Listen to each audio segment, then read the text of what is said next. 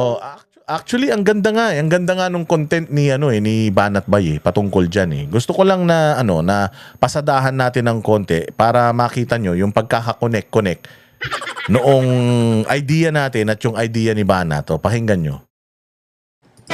Mga kababayan, bakit parang gigil na gigil si Tito Sotto sa impeachment? Gusto raw pahirapan? O gusto talagang pabilisin lang? Tanong lang po, mas magaling ba ang isang komedyanteng naging artista at politiko kaysa sa 15? Take note, hindi po isa, 15 maestrado ng Supreme Court na nagkaisa sa desisyon. Oh, ito. Judicial, ito. Ako para sa akin, napakalabo nun. Hindi pa pwede. Kasi merong Supreme Court Merong justice system sa atin. Sila ang mag-i-interpret ng konstitusyon. Ngayon, tanong, ang impeachment ba ay nasa konstitusyon? Di ba oo? So dapat sila magsasabi, ito ang interpretasyon yan. Hindi kayo. Kayo gumagawa. Kasi para bagang sinasabi ni Sotto dito, parang gumawa ng bagong rules itong Supreme Court. Hindi ho, luma na ito. Kaya nga kung titignan ninyo yung decision ng Supreme Which is true luma na talaga yun. Yun nga yung nirereklamo nung mga congressman Do you remember? Si Marcoleta. Yun yung nirereklamo ni Marcoleta. It is in the rules na dapat makatanggap kami. Lahat kami makatanggap ng reklamo, makatanggap ng grounds, nung kung ano man. Pero hindi Yung mga oposisyon, hindi na nga nakatanggap. Pinirma na silang lahat, tapos pinush na nila. Di ba? Yun yung isang yung isang pinagpuputok ng butsi nito ni Tito Sottong putangin nito, ewan ko kung magkanong sinapal sa bibig nito para para ibenta nito yung kaluluwa niya. Court na andun naman yung mga article na pinagbasihan ng kanilang desisyon. Di ba? Tuloy. Inamend ang konstitusyon sa pananaw ko. Okay, let me place this on record muna. So far, as of last night, I've seen snippets of the decision. I have not read it fully. Mo, kapal na mukha mo, you're giving an opinion nang wala ka pang nang hindi mo pa nababasa ng buo yung desisyon. Putangin na nung klaseng tao ka. Napakatarantado mo. Magbibigay ka ng opinion sa isang bagay na hindi mo pa nababasa. Putangin lang yan. Hindi ibig sabihin, propagandista ka lang talaga.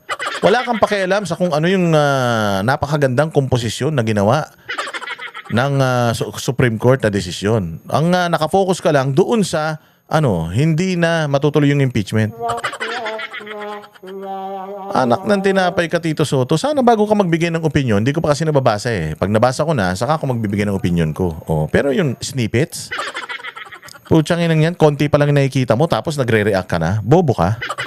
Anak ng tinapay, yung klaseng tao to. At hinanap mo kagad yung mga punto na dating pinag-uusapan natin kasi. So yung mga sabi ko snippets so far. Apparently, they did not directly correct in this decision some of the errors or the factual errors in the past decision. Paano mo nalaman? Snippets nga lang yung binasa mo. If you're only reading the snippets or you're just brushed through it, ginanon mo lang, hindi komprehensibo yung pagkakabasa mo, hindi tama yung pagkakaintindi mo pag ganun. Napakagago mo naman, hindi pwedeng nanonood ka ng pelikula tapos pupunta ka na lang sa dulong-dulo, tapos pag napanood mo na yung ending, alam mo yung nangyari sa buong pelikula, napakatanga mo. Hindi yun ganun. Kung gusto mong maintindihan, kailangan binasa mo from page to page, from page 1 to hanggang dulo. Hindi pa atras kasi ulul ka nun pag ginawa mo yun. Babasahin mo yan mula umpisa hanggang dulo and then doon ka gagawa ng konklusyon mo. Tangina, nag-book report ka ba nung bata ka? Nung high school kami, pinag-book report kami. Putang ina yan.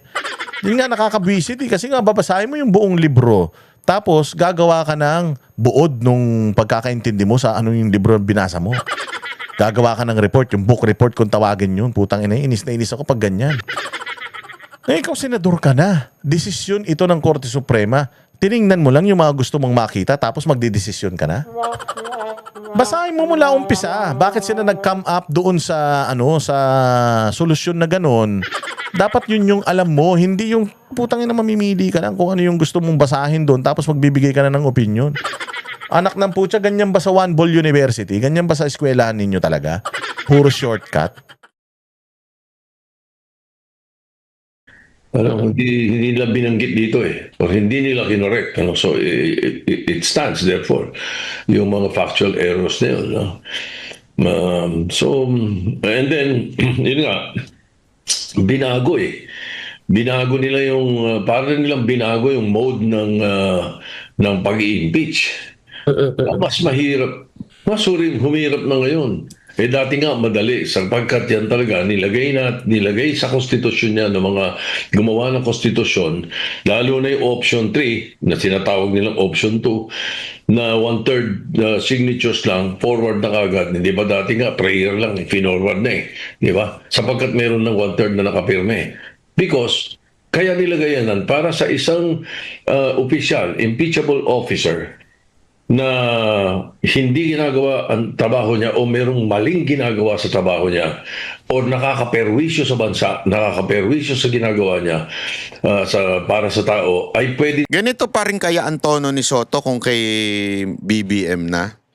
Kasi para sinasabi niya, gina-justify niya yung dating mabilisang impeachment ni, I think it was ERAP at that time yung mabilis na impeachment na sa tingin ng Supreme Court at this moment, kasi ito babasahin ko sa inyo, ito yung sinabi ng Supreme Court. Una, no impeachment proceeding shall be initiated against the same official more than twice and within a period of 1 year. So, nililinaw yun. Diba? Isang beses ka lang pwedeng ireklamo sa impeachment kada taon. Bawal lang paulit-ulit. Hindi, tsaka, isa pa banat ba? Dagdagan ko yung sinabi mo Nilagay ng Supreme Court dyan lahat ng violations. Bakit nakatutok lang siya sa isa? Ang daming pinunto ng Supreme Court dyan na violations. Kaya sila nag-come up dun sa solution na sa sa decision na yan. Anak ng tinapay ito si Tito Soto. Bakit nakafocus ka lang dun sa isa? Di sana i-cite mo isa-isa. Ito yung mga sinabi ng ng Supreme Court. O ngayon, dito sa isang to, hindi ako pabor. O kahit naman hindi ka pabor dun sa isa, putsang ina dun sa iba. Kapag sumang-ayon ka na ron, ibig sabihin, yung desisyon na yan, valid at walang nilabag yan. Pakatanga mo naman. May argumento yan Nagkaroon niya ng oral argument dyan. Or kung hindi man oral argument, merong ipinresinta ang Kongreso at yung mga nag-file ng motion for reconsideration sa Supreme Court. At yung kanilang motion, yung kanilang ginawang argumento, supot. Putangin na mo, di sana, ikaw ang magaling ka naman pala, di sana, pumunta ka, ikaw sana ang nagpunta doon sa Supreme Court at i-defend yan sa harap ng mga mahistradong 11 ba yun? Sa harap ng 11 maestrado, sana humarap ka doon at yung malaking utak, ipinakita mo sa kanila kung talagang malaki yan. Baka naman puros puros usok din ang laman yan.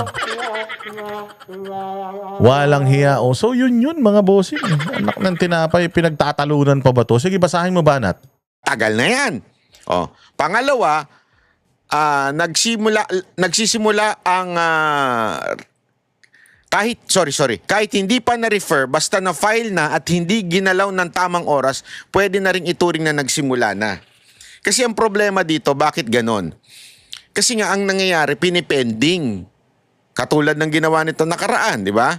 So, merong pinanggalingan nito, yung 1987 Constitution, no impeachment proceeding shall be initiated. Hindi nito sinasabi kung kailan eksaktong nagsisimula, kaya nagkaroon ng interpretasyon. So, ininterpret ngayon ng Supreme Court dahil sila po ang nag-i-interpret. Ito, katulad ng sinasabi ko sa inyo, in terms of interpreting the law, Supreme Court lang po yan. Kasi ang sinasabi dito ni Tito Soto, kami ang gumawa ng batas. So it's up to us kung ano ang dapat na maging interpretasyon nyo, mali po yun. Sobrang mali yun, Senator Tito Soto. Maling-mali yun na dahil kayong gumawa ng batas, kayo ang may kapangyarihan or merong authority or merong kakarapatan doon sa batas na yun. No.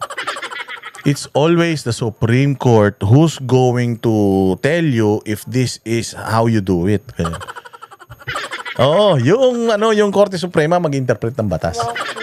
Yung mga bobong batas na ginawa ninyo, yung Supreme Court yung Supreme Court ang mag-i-interpret noon. Yung mga tatangatangang yung mga anong tawag yun? Yung mga nasa batas, meron mga yan yung mga rules diyan sa batas na yan. Oo, Supreme Court ang magsasabi kung ito bang mga na to. Nakalimutan ko kung anong tawag doon, sa dulo na ng dila ko. But anyways, ang bottom line is, it's always the Supreme Court who's going to tell you if it's just or unjust. The Supreme Court is the only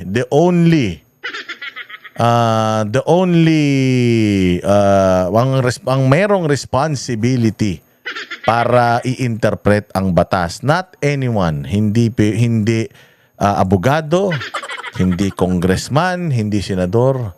But sila lang. Hayop ka. Walang hiya kayo. Diyan pa lang So ito malinaw to na, malinaw na malinaw na indikasyon to na itong si Tito Soto. Delikado tayo rito, mga bossing kay Tito Soto. Bakit? Kasi may pangarap kaya nga abangan ninyo itong week na ito. Tingnan ninyo, mayroong isang malaking pagbabago. May malaking rigodon na magaganap. At diyan sa rigodon na yan, nako po. Diyan sa rigodon na yan, sigurado ako. 1,000, 1 tuwa. Buong bansa, Itbulaga. Mabubulaga kayo talaga. Ayan, kita-kita tayo ulit mga bossing sa susunod na vlog. Mabuhay kayo. Mag-follow po kayo at mag-comment at mag-share ng ating mga content. Mabuhay ang bayang Pilipinas. Huwag tayong titigil. Huwag tayong matatakot. Kami ang boses ng masa, hindi natatakot. Katotohanan lang, di kami nalulunod. Walang bahid ng sismis, lahat ay totoo. Kahit sino ka pa, pag mali ka babanatan ka. Walang pinipili kulay, wala kaming kinikilingan. Basta para sa bayan, kami lalaban. Pagtama palapakan, pag mali banatan. Di matitinag, di matatakot, para sa bayan tuloy ang sigaw. Sa harap ng kamera, walang halong takot. Mga baluktot, lahat kayo'y tutumba. Ang hustisya at totoo, yun lang ang mahalaga. Kahit sinong harang, di kami matitinag. Walang pinipiling kulay, wala kaming kinikilingan. Basta para sa bayan, kami lalaban.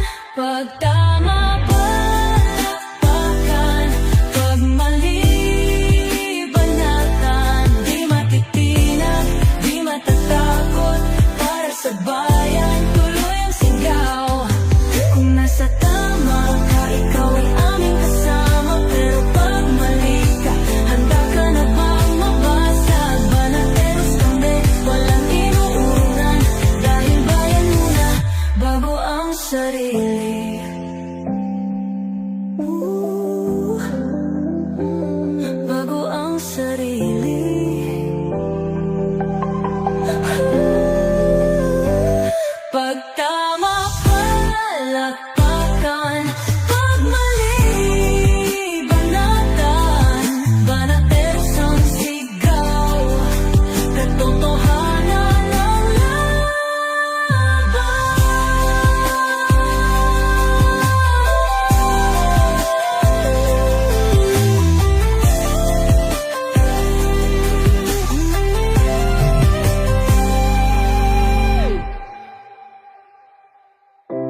sa harap ng kamera.